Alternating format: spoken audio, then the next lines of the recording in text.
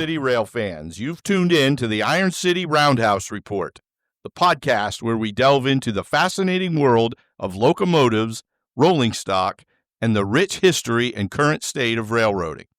I'll be one of your hosts. My name's Brad Williamson, and our other host is my good friend Patrick Moore. And whether you're a seasoned model railroader, a history buff, or just someone who loves the sound of a passing train, you're in the right place. We're proudly affiliated with the Iron City N-Scale Facebook group, but don't let the name fool you. We cover all scales from Z to G and everything in between. We'll be exploring the vibrant railroading scene of western and central Pennsylvania, from the mighty steel giants of the past to the intricate layouts of today. Expect in-depth discussions, interviews with experts, and plenty of stories from the rails. So grab your favorite beverage, settle in, and enjoy the Roundhouse Report, a podcast of Iron City, by Iron City, and for Iron City.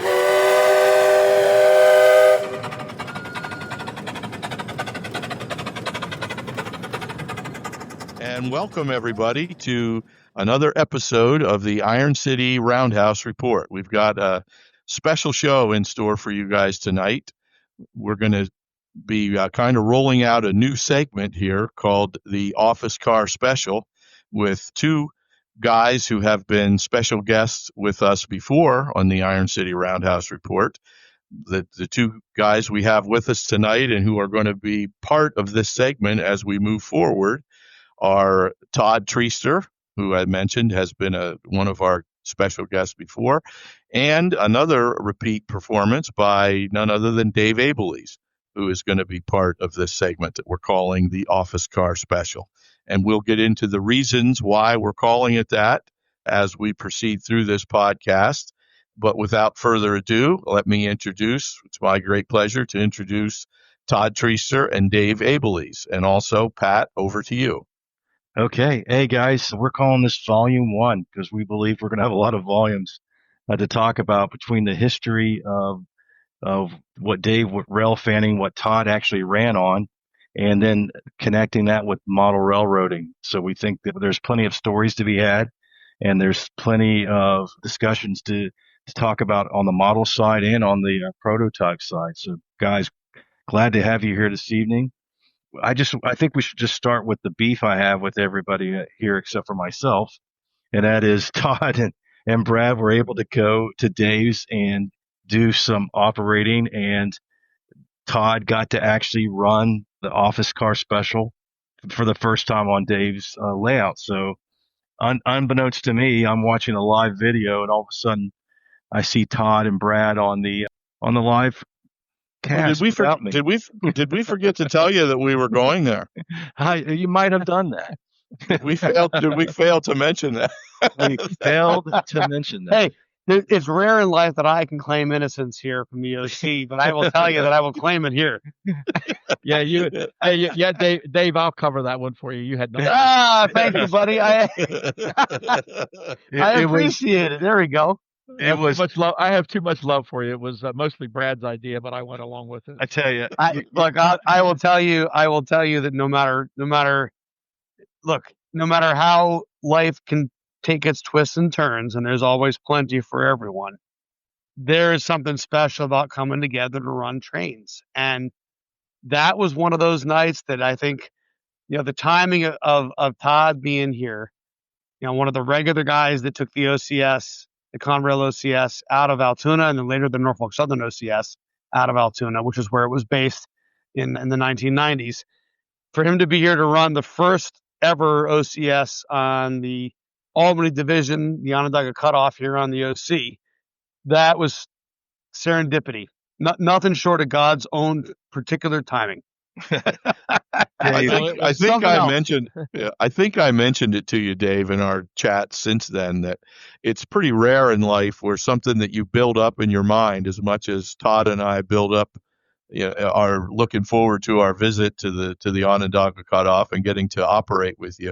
It's very rare that when you build something up like that the actual event exceeds your expectations. But I have to say, it did so in every way. It was everything. The running the trains, getting to meet, some of your buddies there, the operating crew, just beyond. I'm struggling for words to describe it. What do you think, Todd? Oh, absolutely. It was a wonderful experience, and I hope we can go back for more. And I learned a lot on how to operate mainline trains better than anybody could possibly imagine. So that was the ultimate. And then, of course, getting to run the OCS, that, something that I love to do in real life and did it for a long time. And a lot of times that was a special moment in my model railroading, experience. So.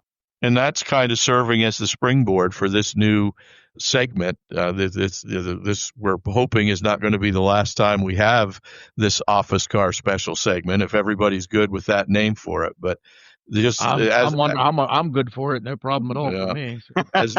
As Dave mentioned, so much just came together there at the right place and right time. It was just so much fun to be a part of it. It really was. Well, Dave, do you hear these guys? Do you hear them just rub it in? They're just rubbing it in.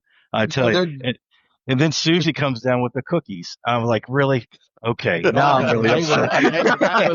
That might have just been close. That was probably the closest thing to the office car special you could get. They were fantastic. They were very good. They were very, very good. You see what I live with, Dave? You see what I have to deal with on a daily basis? I don't know how you do it, Pat. Why do you put up with this, Pat? I'm going to tell you something, Pat. This is somebody who loves DGLE, dark green locomotive enamel from the PRR. Green does not look good on you. You do not wear it well, my friend.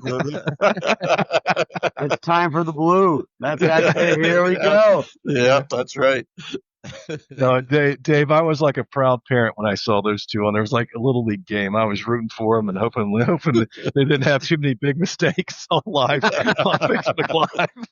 Well, and it's funny because Facebook Live, like one of the things that's, again, operating sessions are, to me, they're a very intimate experience. It's an invitational. It's one of these things where, sure, there's different people that are interested in coming, and lots of people want to be part of it, which is exciting, and we have open doors, but it is a role-playing game. And so you can only, if you have too many people, that's not fun. If you have too few people, that's not fun.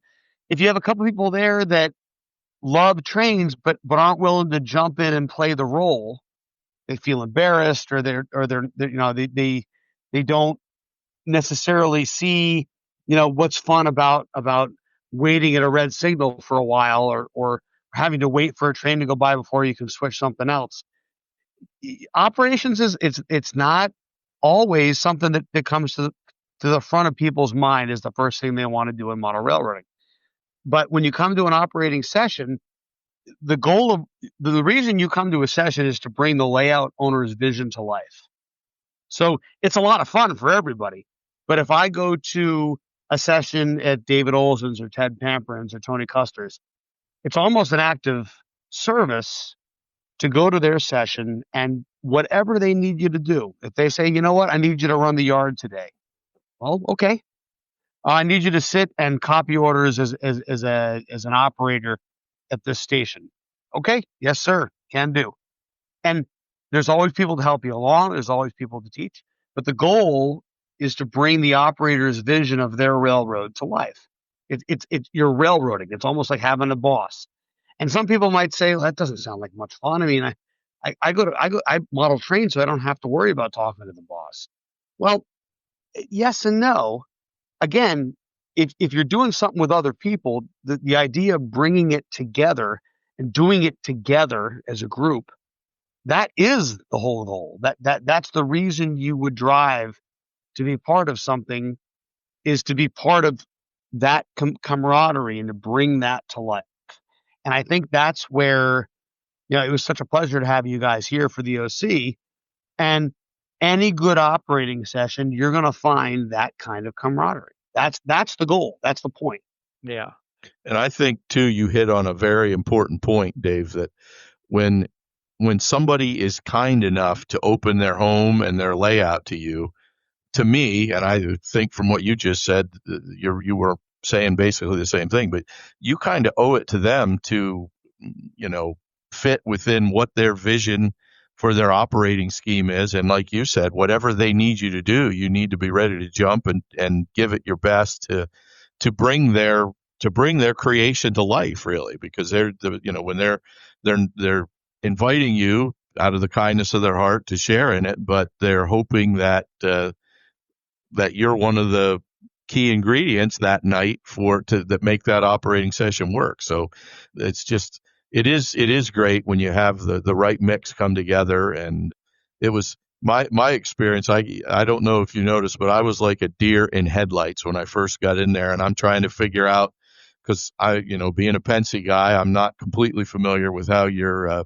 New York Central style signals work, but you explained that to me, and I can remember you said once you take one trip there, it'll be confusing at first. Once you take one trip across the layout, you'll be good. And that's exactly how it was. And I had the benefit of having Todd working with me as a conductor, so he knew all the right way to talk on the microphone, which I'm not, or on the radio, which I'm not completely familiar with. But after that first trip, it was just awesome. And it's like, all right, we're ready to, the train master, are you ready to go? Our yard master, he said, are you ready to go again? And we're like, oh yeah, if you need us again, we're ready to go. Yeah. And he pushed me aside, Dave, and told me he wanted to run the train. So I left him to do it. But I said, you're not getting the OCS, Brad, no matter what you do, unless you knock me out and knock me down, you're not getting that. But I like talking. You were my ride home, so I wasn't going to do that. I like running the radio, and I like doing that stuff. And I've been doing it I did it for 31 years, so I kind of got the hang of it. And the fact of the matter is that Brad was I think he was really enjoying himself running the trains, and I just like talking on the radio. But it was a great experience. It was a great thing, and the opportunity to operate a layout like Dave's is really, really, really impressive. When it comes to that, and it's something that I've never had a real experience to do here because of working for the railroad and not be able to operating sessions and things like that. But I'm hoping at some point in time we can do that here and have fun with it. I mean, the one showcase we did for Pat there on the Iron City, when Brad come down, and we even had Becky running trains and things like that. So, it was a good experience to do it then too. But the signal system and that kind of stuff makes an operating session come to life even more. Todd, I was going to ask you, communications that Dave has in the signal system, how close is that to the prototype, or do they have their own way of doing things? 100% on. Yeah, I thought so, because that's one of the great things, Dave. That's one of the great things I love about your when you do your live, is we hear that radio chatter in the background. Mm-hmm. And Brad and I have been trying to do that when we do remotes with Brad's layout, and trying to do it. So Brad's even hooked it up, so when we talk on a speaker through our laptop, it comes off on Brad's radio, and it sounds like radio chatter. And and where did I get that idea from? Dave. So, yeah. Well, and I think it makes me smile. It really warms my heart to hear Todd's, it's, as far as I'm concerned, that's praise. I mean, the goal is to railroad, and so if you're emulating the prototype on your model railroad, and you can have a 31-year veteran of the railroad say that this is 100% what he remembers, then hey, gentlemen, that's what we're doing. Mm-hmm. That's the goal. Your task has been completed. Mission accomplished. It's, well, and that's one of those things you fall asleep at night and you smile while you're falling asleep. Yeah, it's a privilege. It's a privilege to be able to create the environment where that can be possible. And that's the beautiful thing about it, is that that has been a joint effort by a bunch of trusted friends and wonderful people that have come together to help make it happen. Mm-hmm. And Jack Trabacchino and Rich Wisniewski, and a host of people, Alex Lang with the remote operations, Nick Anchamp with the signal system.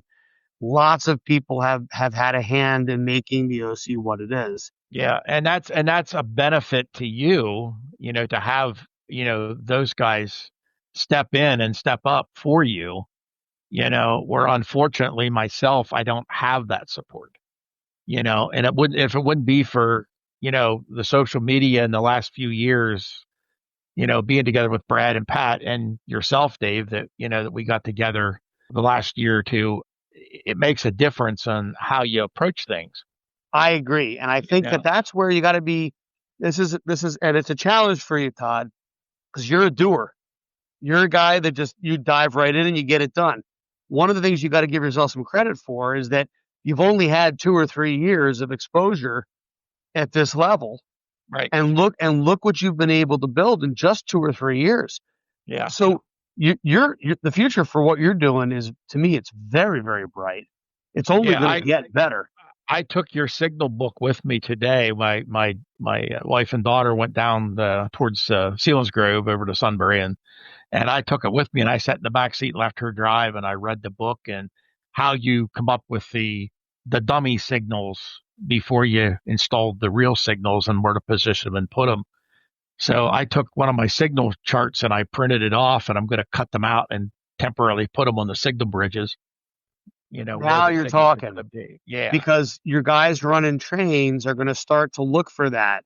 And it's just like me. You remember, you and I loved trains before we ever got qualified, before we ever worked for the railroad.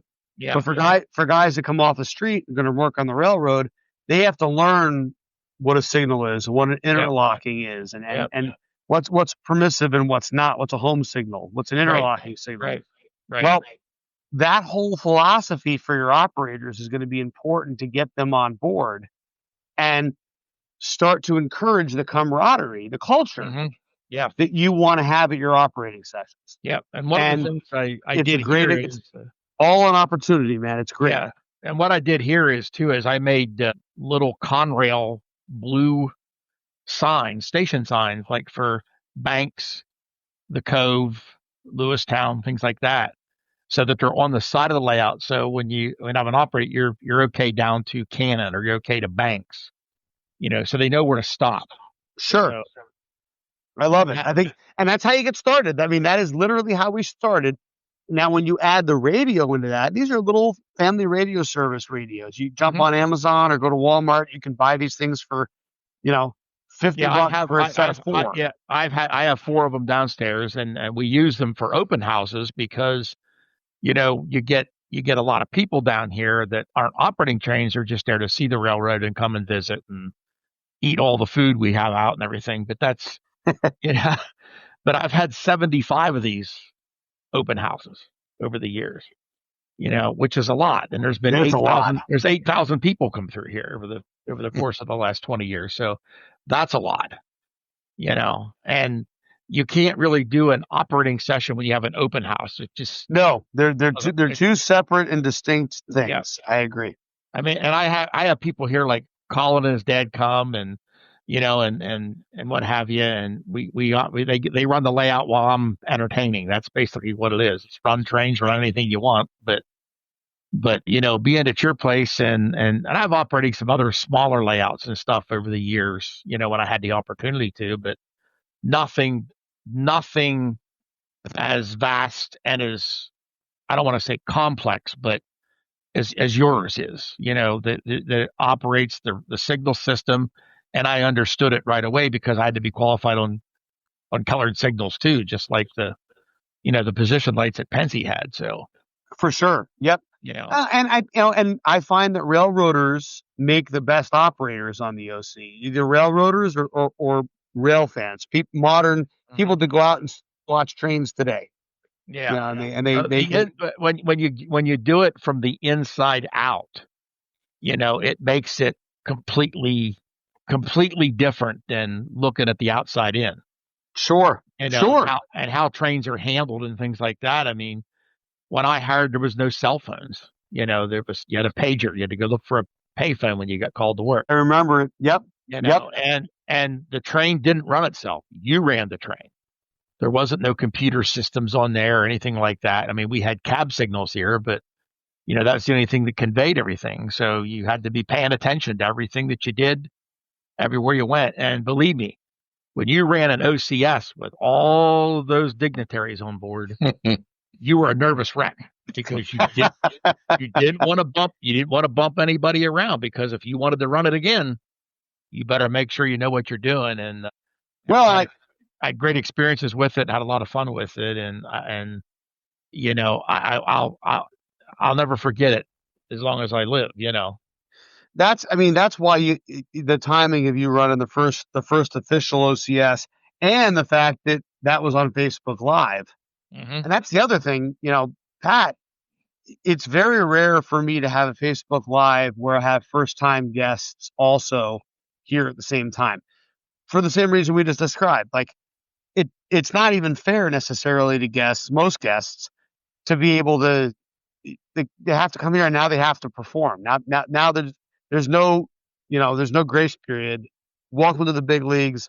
You're running trains for the world tonight. It's like, Right, there's whoa, no safety net. Yeah. no safety net. And by the And- way, we didn't find out about that till that we were going to be on a live till about 4 days before that. Right, and I debated it. Right, I didn't know if I was going to do it, but I got to thinking about it, and I said, we got so many things going on this summer with the young kids. Yeah. Work is crazy and getting crazier. Like, the odds of me having another session between now and, just at the time it was May, between May and September, except for the one in June, are pretty low. And we haven't done a Facebook Live since Christmas time. So I didn't want to go, 8-9 months between Facebook Lives. But then I thought to myself, yeah, but it's Todd. Todd's he's gonna take one lap on this layout, and it's gonna be like being home. So it'll be fine. Just don't worry. Hey, what's there to worry about? And then I found out that Rich Wisniewski couldn't make it, and I said, oh, maybe I overcommitted here. But because Rich is a great tour guide and one of our most important regular contributors on the OC. Rich is just he's a good soul, and a guy that gets it and thinks about, he always puts the other person first. Yeah, well, the young guy that showed us around first was really good. He showed us everything to do, and then after we put the train away, and he looked at me, he goes, "Are you good?" "Yep, I'm good." Brad's like, "Okay, I want to be with you, Todd. I want to be." Yeah, that's like, okay. Dylan Waddell, and he's a qualified locomotive engineer himself down in the Black River and Western, and works in rail service planning and NJ Transit. And he's a young gun. He's 24 years old and sharp as a tack, eager to learn, happy to be part of things. He's another one that fit in like a glove on the first time he was ever here.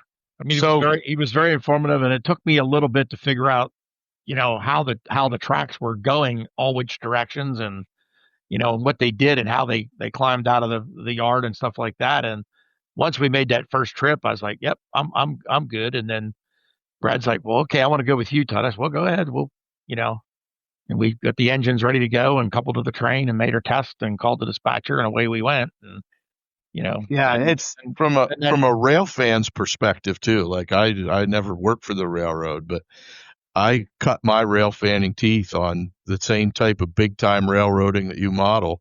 And it was for me, it was like a coming home experience too. It's like, and I often feel bad about not appreciating Conrail for what it was back in the day. I mean, looking back with the benefit of hindsight, what Conrail accomplished and what men like Stanley Crane and others accomplished with taking Northeast railroading, which was essentially dead, and turning it into a phoenix that rose from the ashes. Yep. I wish I had appreciated it more when it was here, because now I miss it. But I felt like I was trackside on it.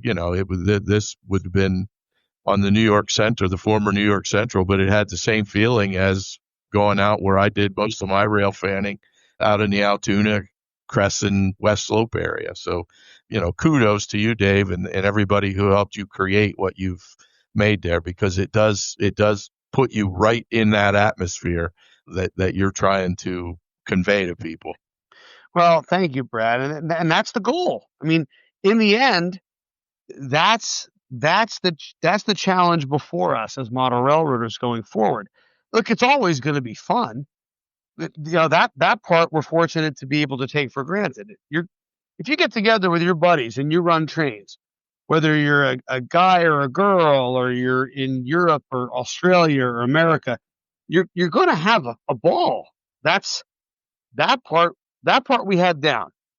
But the camaraderie and replicating the atmosphere for the modeled prototype, that's the next level. That's sort of, we touched on in my first episode with you guys on the future of the hobby. And I'm going to argue that, the atmosphere that's next level stuff. How are you going to be able to capture the atmosphere, to replicate the camaraderie, to make sure that what you're doing in any given operating session brings people together the way that the prototype did? Yeah. And it's funny because Todd will tell you, if he tells you one, he'll tell you 100 stories about the number of arguments and disagreements we had at work on the railroad. It might be thousands, right? And yet Todd delivered every time he went to work.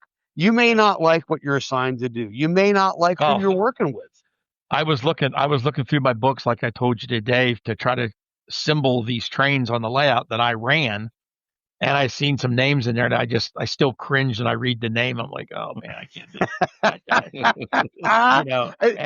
it. That's railroading. You guys, we had a good session when you guys were here, but when things go to pot, which happens sometimes on the railroad, Jack and Rich will argue, or Rich and Al in the yard, they'll argue. You do. Part of modeling operations, modeling railroading with the ing at the end. Yep. Is you're modeling that exact, you're going to have a bad day sometimes. Yep. But it's a role-playing game where that's part of the atmosphere. That's part of the camaraderie. Things will go wrong. And I remember one of my trips, we had a ore train and we're coming up into Alto, and Alto tells us to get comfortable. Find a spot to get comfortable. And we had a wide body with no air conditioning. It was in the summer. It was hot.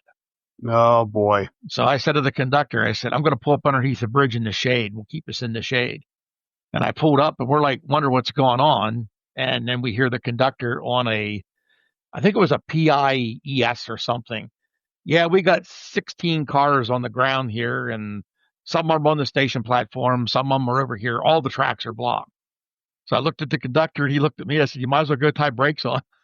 Oh boy! I don't think we're going any further if there's 16 cars on the ground. And, holy smokes! Yep. So we sat there in the shade, and he went out and tied brakes on. And the Alto said, "Hey, there's a jitney coming to get you. Go ahead and tie your train down." I said, "It's already tied down. We're ready for the jitney." I think the word I was looking for earlier is authenticity. When you go to the OC, you have an authentic 1990s big time Conrail mainline operating experience, and it's the thing that impressed me too is the detail and the paperwork and the having to know the signals. That's all necessary to have an authentic experience, but at the same time, it's not overwhelming and cumbersome. It's just enough detail to be authentic, but not enough to get you overwhelmed by it, and overwhelmed and bogged down. Yeah, yep. It was just. Yeah. So Dave didn't tell you, did he, about the payphone he's installing on one of the walls? You can call into the yard, tell him you need a ride with the cab. And then what Dave's going to do is you got to leave the house, get into a real cab, drive around the block, and come back in. So you get back in. I thought you were going to say drive back home because I got kicked out. But it was to have Todd and hear Todd's voice on the radio, because again, Todd hired out in '94. And that was when I first made that trip to the station at Crescent, Pennsylvania. That's the station in PA.com. And Alex Lang is the owner of that now. But in '94 was a guy named Tom Davis. My first trip to the station was Labor Day 1994. And Todd, what was your day one on the road? August the 3rd. I was on the road August the 25th or something like that. Like the second week of Todd's time out of Altoona, over the hill Yeah, I was actually out of Enola at the time. I worked out of Harrisburg. at Harrisburg. Yeah. Like Todd and I crossed paths, him in the train and me trackside, guaranteed that weekend of Labor Day in 1994. Yep, I'm sure we did. And the voice on the radio, when you hear it on the radio in an operating session, it is literally a time machine. We've had other operating sessions here on the OC where some of the Albany division guys got together and came down and run the railroad. And Billy Mall, who was a longtime dispatcher out of Selkirk for the Albany division, including the actual Mohawk dispatcher desk multiple times when I was in college. When I first heard his voice on the radio here at the OC, it almost brought tears to my eyes. Yeah. It almost gives you chills. It gives you chills. And here he was talking to TV 79. Are you ready to go? And it's like, oh my God, I've heard that before. Yep. And that is what you can do with an operating session. And it doesn't matter if it's Conrail or if it's Rio Grande or Union Pacific or Southern Pacific, or it doesn't matter if it's 1960 or 1990 or 2017. The beauty of an operating session is you literally can bring your railroad to life. Yeah. And you're fortunate that you have those people that can come that are, in the professional world of railroading, that understand the signals, understand the radio procedures and stuff like that, and that's like here. I don't have that luxury, I'm getting Brad in shape here. We're going to get him in shape. So. Well, and don't forget, I mean, Todd, my first operating session was in 2011, and granted, Jack was here and Nick Anshant, who had done my signals, was here, but we were so short on operators, and this is New Jersey, and I did not realize what was around me. I had no concept of the operating community here in New Jersey. So Jack and I, my buddy Mark from high school, another modern rail fan, so at least he understands the lingo, buddy Scotty from work, and Nick Anshant's dad, who had never been to an operating session before. Those are the 6 guys that were here in October of 2011 for the first ever OC operating session. We had no backdrops. We had no scenery. We did have command control, but no signals besides the paper ones that you saw in the book. And that was how we got started. So, what you see in the OC now has not been there the whole time. All of this is a journey. All of this is an experience in and of itself. And training guys to know where interlockings are and how to talk on the radio, that's very much part of any good group of operating people in the hobby. Yeah. And once you get started, buddy, a lot of it's going to fall into place, and people are going to make a trip to come to see, not just to see your railroad. That's one thing. That's great. I mean, that's a great ambassador for the hobby too. But for you, there's nothing like operations. No.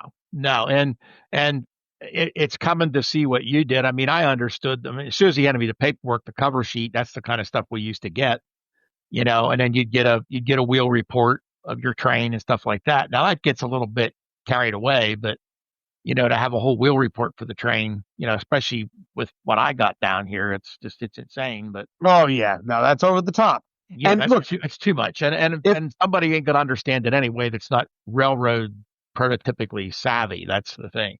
Correct. You can tell those people. You can tell the people that aren't prototype railroaders or rail fans by the ones that are just model railroaders. Mm-hmm. That's right. Because they have 40-foot wooden box cars mixed in with their SD80 backs and things like that.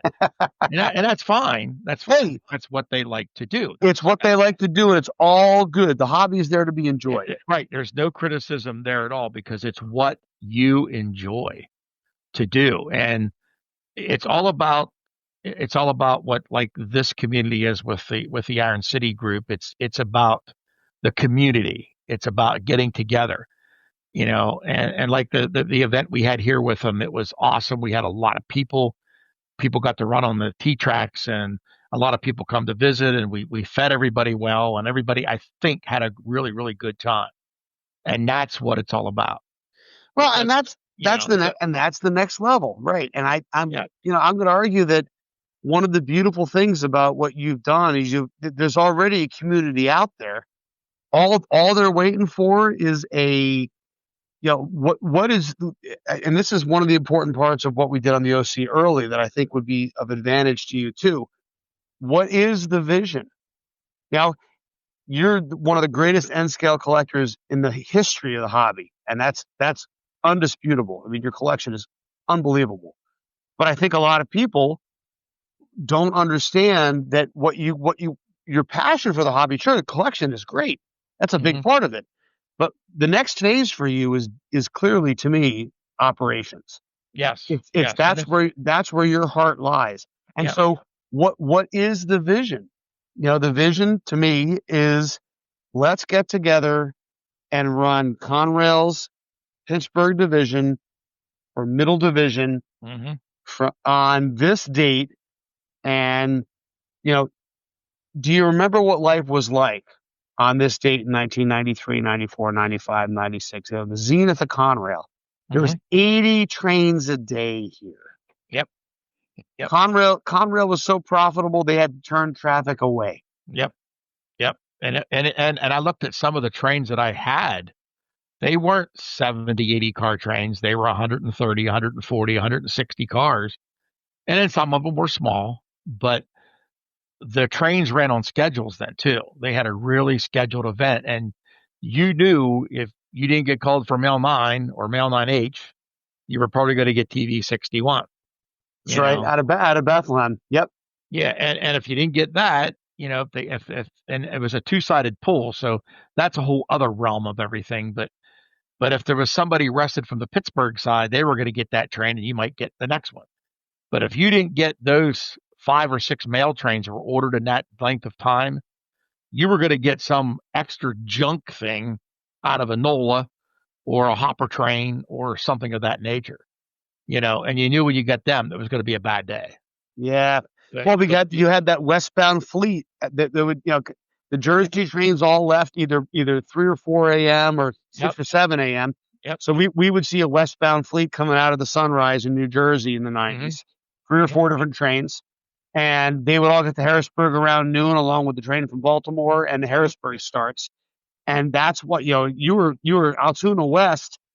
There was, oh man, that fleet in 94, 95, 96. Yep. From 11 a.m. or noon until 5 or 6 p.m.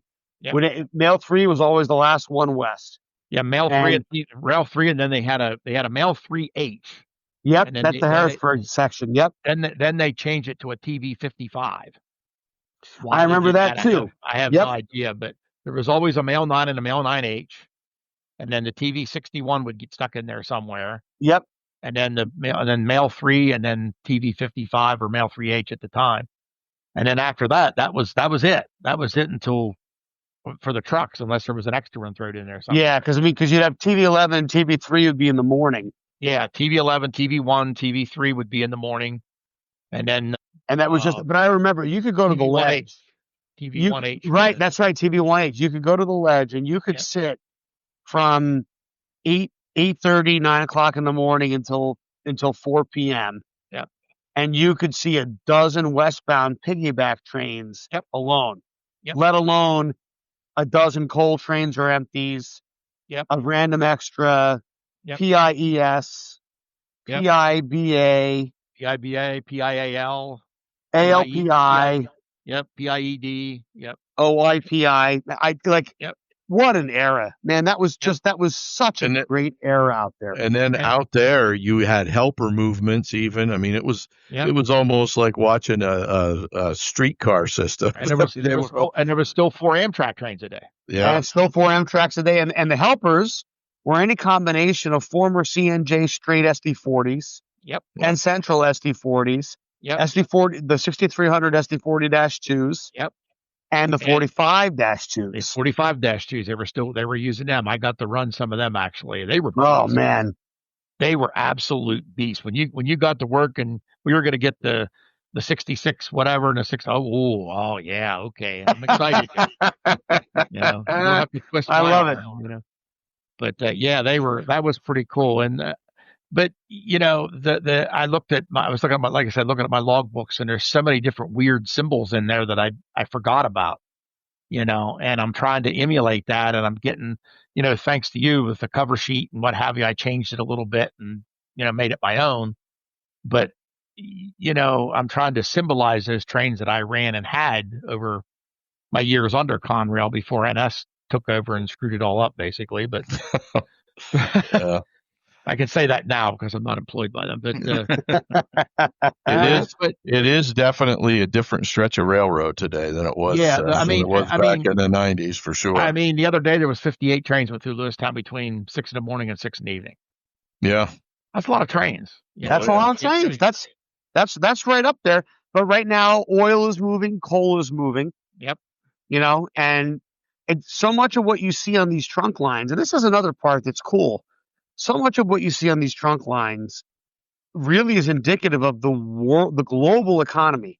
Mm-hmm. Value of the U.S. dollar. Which skirmishes where have limited resources out of what country.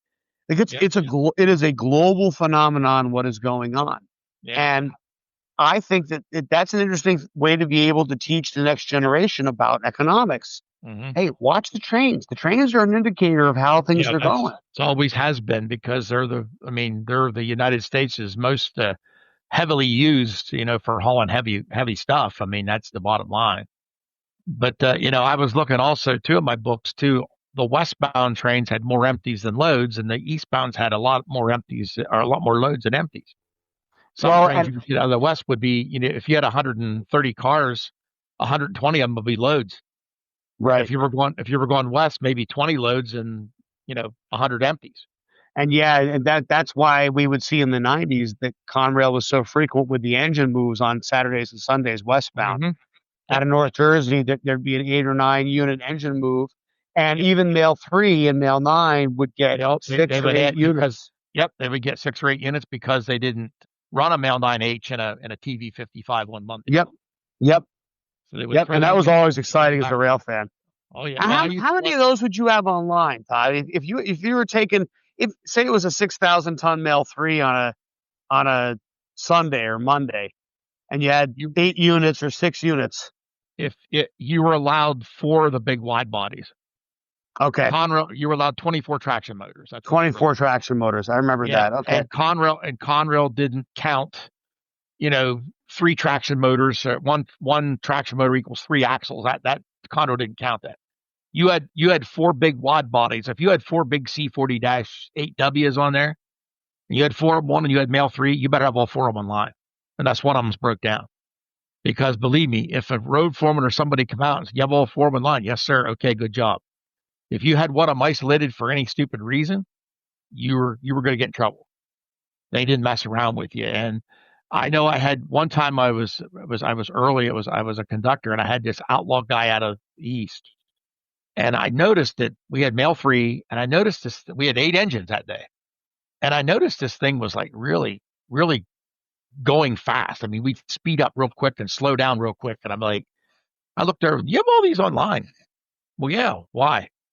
I'm like, I just shook my head. He goes, why? I said, you're only allowed 24 traction motors. Oh, I don't pay attention to that. Yeah, when you go by Rose and he sees exhaust coming out of all 8 engines and you got them all online, I'm not going down with you, dude. Oh,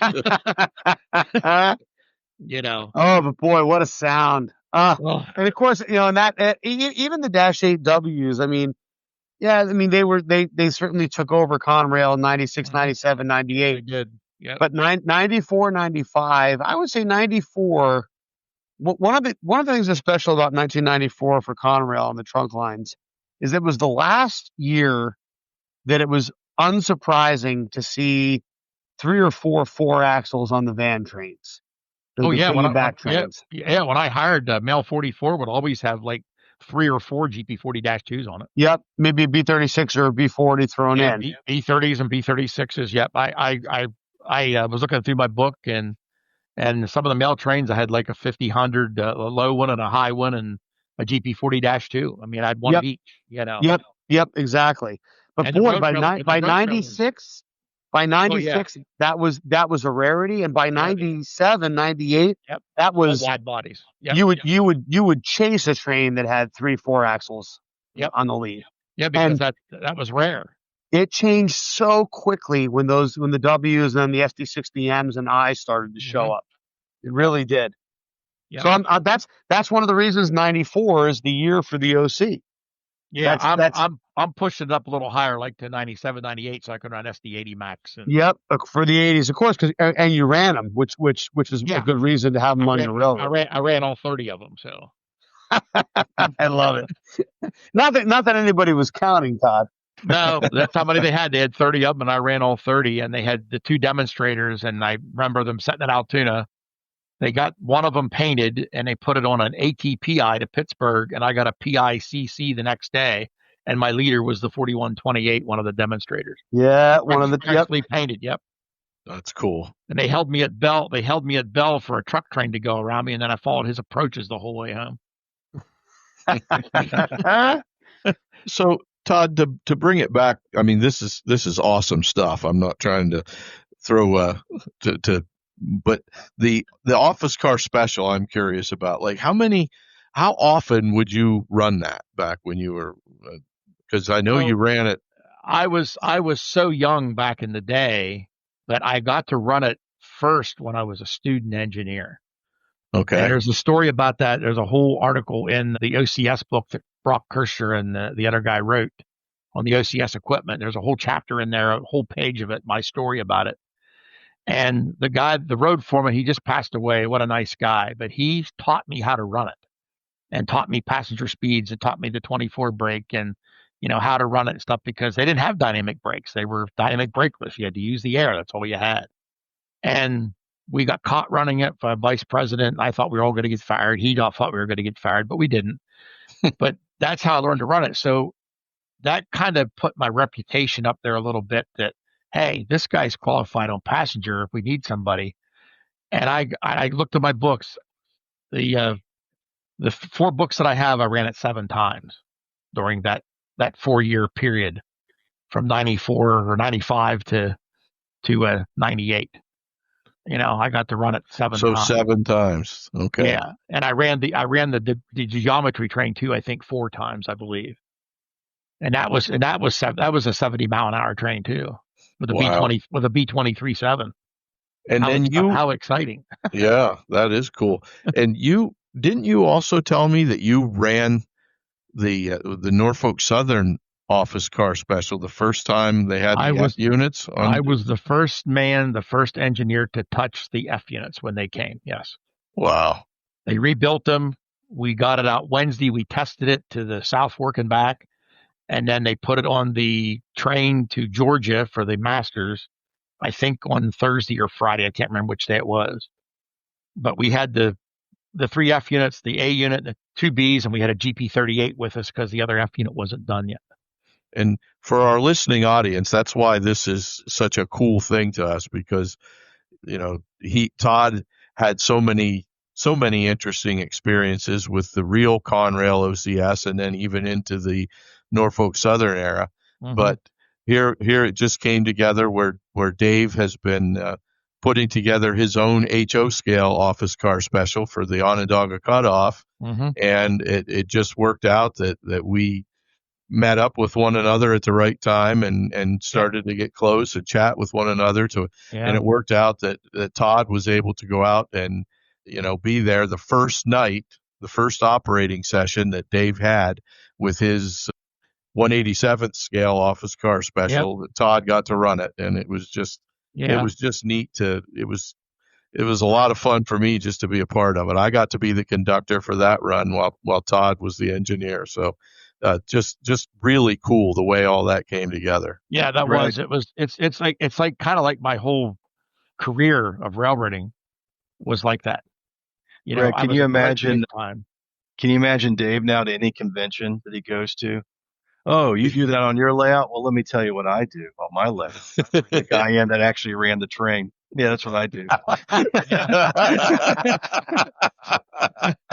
Well, it was really funny. We don't have Pat, and Pat wasn't there for it. Yeah. When we went for supper, which was very good, by the way, Dave. We went down there for dinner, and we're hanging out there, and one of the gentlemen that was helping you work come up to him and said, "Hey, what's it going to take to run the OCS tonight?" And I said, you have to arm wrestle me. And Dave, because Dave didn't know what to say, and he looked at me like, oh, okay, I'm sorry. And then Dave told him, I heard you tell him, he said, well, this is the guy that ran the real one. So, oh, okay, well, we can't, we don't have anything to do with it then, It is a highly requested run already. And, one of the things though is that, Todd worked for 31 years and, he ran this train 15 or 20 times total. Mm-hmm. And one of the things to remember about, the OC is we are modeling the prototype operations. And so we don't want an OCS at every operating session. No, we don't want. It didn't run. It didn't run all the time. It didn't run all the time. We don't want to run a ballast train at every operating session. No, you don't want to run a grain train or a certain coal train at every operating session. Right. But that's where looking at adding an additional staging level allows us to run one of those 5 or 6 things at every session. Right. And when you do that, so when you have capture some of the flavor of the prototype, which is exciting. So when you have a special event and the president of Conrail and the OC comes in, or the superintendent of the OC, and he needs a ride on the OCS, you have to call an engineer for that. And I'm available when you need one. I love it. That is modeling railroading. Beautiful. So guys, that little peg I put at the front, what's up, Doc? I had to do that. Oh, of course. I mean, that's the time machine, right? Exactly. And I left your dispatcher in on it. I pulled him aside and secretly told him, I said, hey, you call me on the radio and I'm going to do something. He says, oh, okay, I understand. So that part of it was planned out ahead of time, but the infamous kiss was not, Dave. I don't know if I told you that was when Todd was driving the OCS and I was trying to get up to the one interlocking to be able to tell him, when he was getting close to it.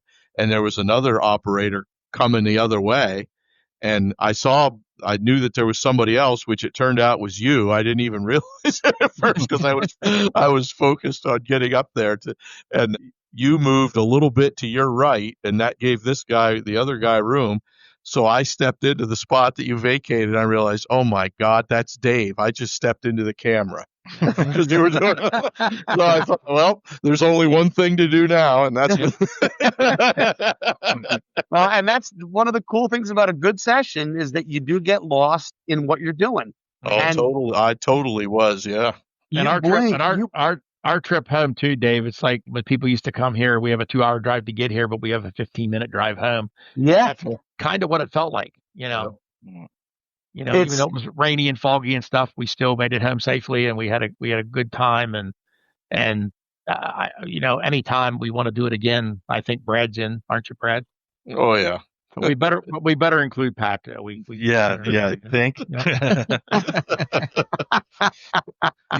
So guys, he's a little ouchy. Yes. Hey, so guys, we're going to wrap this up tonight. We're calling this the Office Car Special Volume 1. Thank you guys so much. I truly believe this was so awesome. Yes, yeah, very, very much so. It was really awesome, and I hope we can do many more of these. So it's awesome to talk about it. I love the shared stories that you guys have of Dave rail fanning the same area while Todd was driving trains. It's just such a cool thing, and now you guys are friends all these years later, and it's just been fun to tag along. We were friends then too. We just didn't know each other. Yeah, there you go.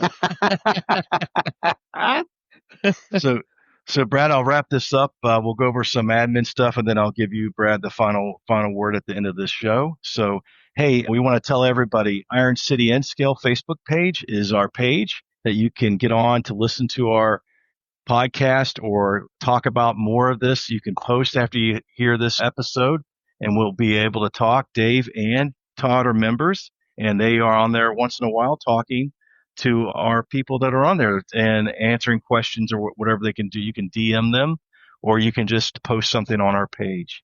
That's the Iron City N-Scale Facebook page. And we are also on almost every podcast format you can have. We're on Apple, YouTube, Podbean, Spotify, Amazon Music, iHeartRadio, Player FM, Listen Notes, and a few more that I don't even realize we're on. because I saw it the other day that we're on, that anywhere you can go to get your podcast, that's where we're at. So we really appreciate you guys listening. The show is really taking off, and it's because of listeners like you that we can continue to do that. So with this great session that we just had with Volume 1, I'm sure there's going to be a Volume 2, Brad, and I'll let you make for the final word this evening before we say goodbye. Well, just a heartfelt thanks to Todd and Dave for joining us. Heartfelt thanks for the experience that Dave provided us with this operating session, which now looks like it's going to lead to more discussions like this. I certainly hope. So thank you guys for being here. Appreciate it so much. I could sit here for weeks and listen to you guys go back and forth with stories of what is really turning out to be a fantastic part of railroad history that, as I mentioned before, maybe was not appreciated in its time. But the further those golden days go in the rear view, the more fond we become of them, I think. And it's just great to have the perspective of you two guys on here, and just looking forward to seeing what we can do in the future with this segment. That is, unless you guys have run out of things to talk about, which I kind of doubt. So when you mentioned you could be on here for weeks, I think between Dave and I, we could keep you on here for months. Yeah, I think you could. Yeah, So, it is a pleasure to be here, though, and so Absolutely. Brad and Pat, thank you very, very much for the opportunity. Yep. It's great Same to here. and Todd, every time we talk, makes me smile more and more. Looking forward to seeing you later this month. Yep, absolutely. And yeah, we're gonna see you later on in the month here. That'd be great. I don't think you should have brought that up in front of Pat. But Well, this one's not going to be in Jersey, so it's going to be a little more accessible.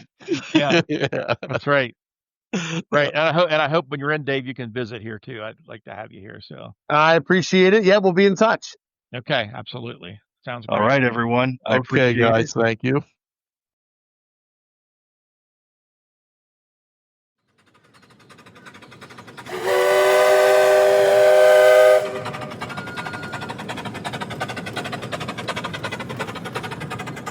Hey, and welcome back to the Roundhouse Report. Brad, the OCS Volume 1 is in the books. It was a great show. Todd and Dave did an excellent job, except I'm still writing down all the codes for all the different trains they were going over at the end of the show there. Yeah. It's great to listen to those guys, and it's awesome to have, friends like that who have a lot of insider knowledge on how a railroad operates. If you're wondering what some of those things with some of those codes they were referring to, like TV1, TVLA, anything with a TV in it on Conrail, it's not television, but it officially stood for trailer van, which was the intermodal train. The intermodal started off really as trailers on flat cars.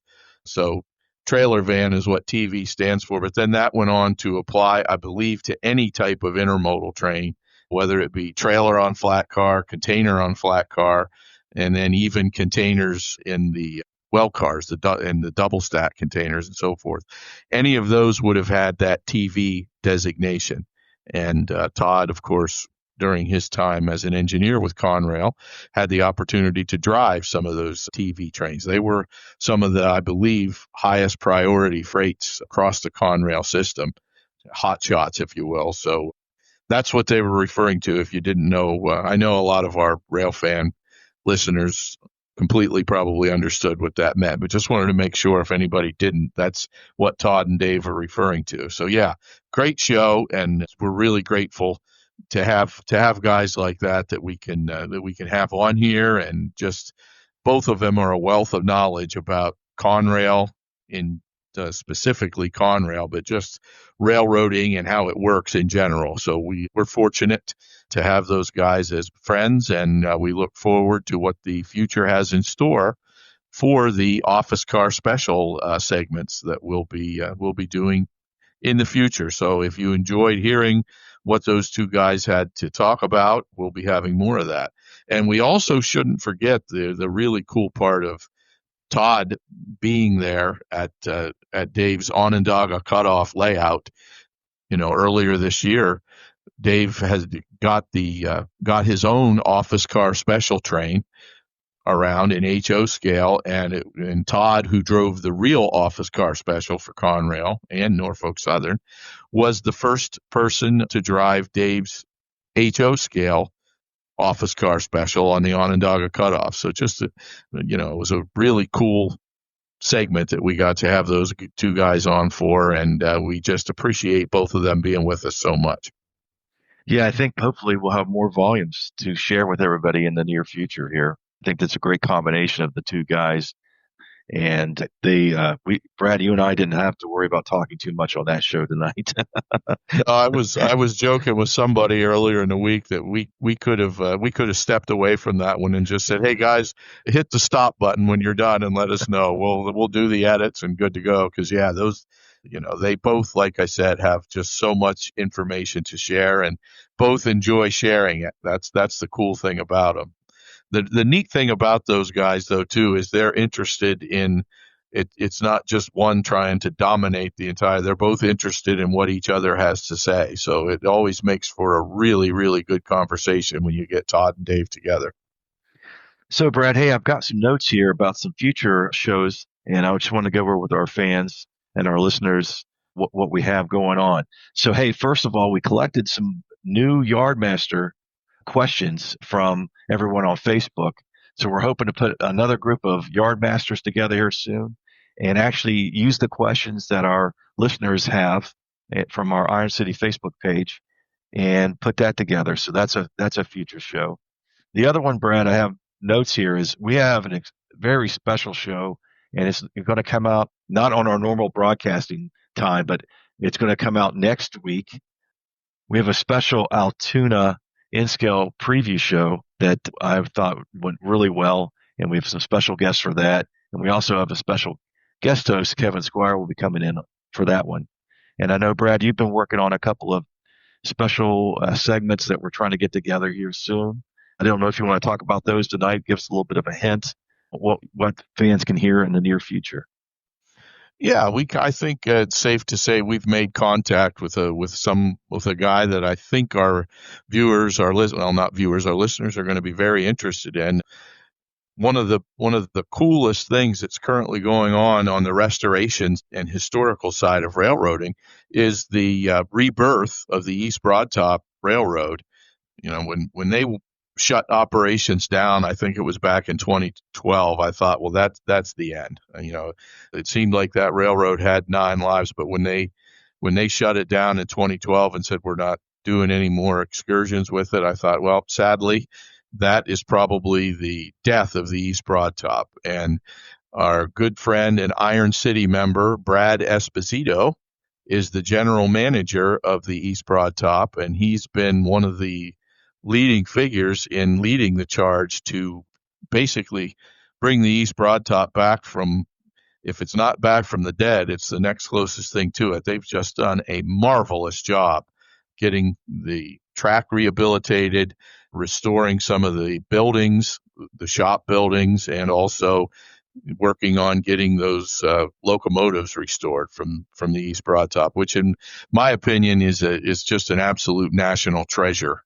that railroad. So we're in talks right now with Brad. He's of course very busy, so we'll have to figure out a date. We don't have any firm date on when that podcast is going to be released, but that's one to look forward to for sure. Brad's a good guy and has just done a marvelous job with getting the East Broadtop Railroad up and running again. For those who may not be familiar with that, the East Broadtop is a narrow gauge railroad in the kind of the south central to the southwest part of Pennsylvania that shut down in 1956. They closed the doors, and everything that if you ever get to go see it, it's in a small town called Orbisonia, or right next door to Orbisonia's Rock Hill Furnace. It's down near Mount Union, really, Pennsylvania. It runs up to Mount Union. So if you ever get a chance to go there, you're going to see a railroad just as it appeared when it shut down in 1956. All the shop buildings are still there, the machines,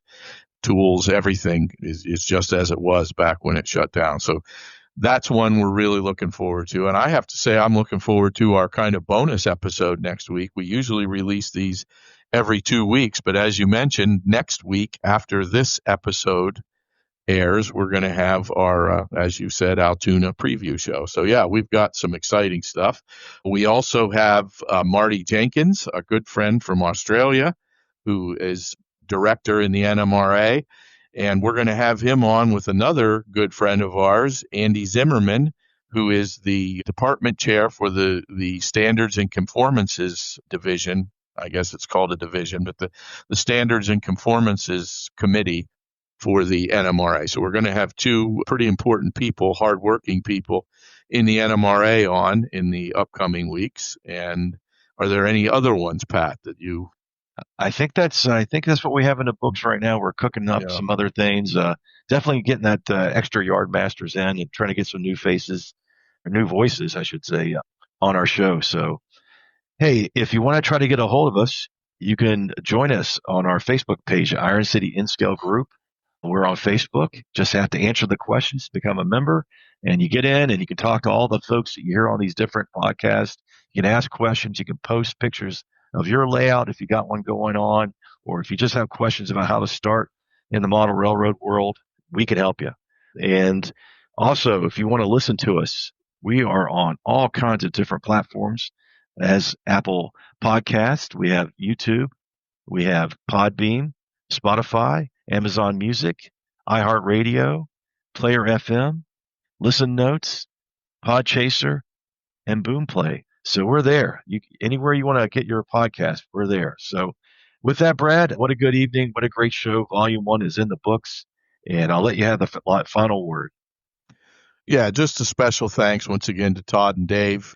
And as always, we always want to end up with giving a heartfelt thank you and our heartfelt gratitude to all of our listeners who continue to just energize us and keep us looking forward to the next time we do this. It's so much appreciated that you take time to download and listen to us on here. And we hope to keep bringing you content in the future that you enjoy listening to. So with that, we'll say goodbye until next time. And thank you so much for listening to the Iron City Roundhouse Report.